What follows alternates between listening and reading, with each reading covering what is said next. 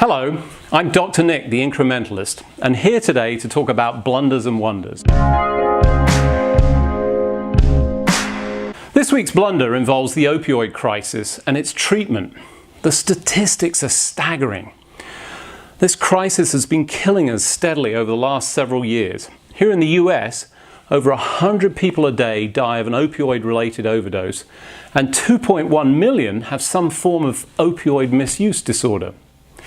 Currently, we're struggling to find ways of easing this addiction, and one of the tools available is with a medication assistance program using a combination of naloxone and buprenorphine, whose history of development dates back to the 60s, when the researchers tried to synthesize a drug that was as effective as morphine, but shed some of the undesirable effects of dependence and addiction.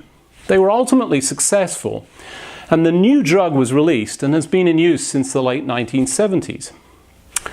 The patent has long since expired and generics are available, which is great news given the desperate need for ways and means to treat and manage the burgeoning demand of opioid-dependent people. But it was the news that Richard Sackler, a member of the family that founded the Purdue Pharmaceuticals Company, the one accused of fueling the opioid crisis, has filed and was issued a patent for a new formulation of this drug. With this in place, they get to benefit from a formulation of a drug designed to treat addiction that they're accused by more than 1,000 jurisdictions of fueling. There are other potential methods for treating the opioid addiction, such as those being developed and tested by Pear Therapeutics as an adjunct therapy, and clearly interesting enough for the FDA to launch an innovation challenge seeking developers of medical devices and digital health technologies that could provide a novel solution to detecting, treating, and preventing opioid abuse. This is an exciting area to watch. This week's wonder: the digitization of science and healthcare. You may have missed the news of the tragic fire that burnt Brazil's Natural History Museum at the beginning of the month. But it was hard to miss the commentary from so many people expressing the sadness and the loss of so many irreplaceable holotypes. The totals aren't in, but the risk is to some 20 million specimens. And as one commentator aptly put it, this was a lobotomy of the Brazilian memory. Which brings me to the digitization in healthcare.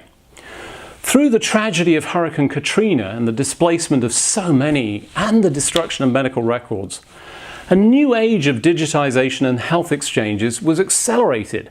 And with the latest hurricane event, many patients are finding their access to their latest records and treatments is improved thanks to the resilience of this process and the backups.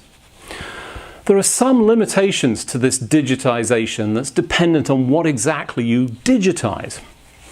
DNA of the lost fossils cannot be recreated from the scans, but the bones and the mechanical features can.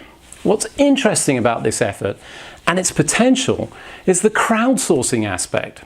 The internet is already trying to help, putting out a call for any images to put into a database and use a 3D modeling platform, Sketchfab, to compile the images and recreate what they can. You have to love the community effort and the spirit, which reminds me a lot of the patient-engaged community and the projects that share knowledge and insights and collectively hack health for the better of everyone. Case in point, the Four Thieves Vinegar Group, who hacked the EpiPen and created an affordable EpiPencil version using all the tools available in our technology-packed world. As for DNA, given the ongoing decline of the genome sequencing cost that's at its current rate will allow for not just the sequencing of the individual, but the sequencing of all our biomes, and may be done on a regular basis, we might be well on our way to full digitization. As is often the case, want to get a sense of where this might go? You can turn to Hollywood. For some historical perspective on sequencing, check out the dystopian Gattaca. And for the future storage of humans, Transcendence gives you a peek into the digitization of the brain. Until next time, I'm Dr. Nick, the Incrementalist. Don't let perfection stand in the way of progress.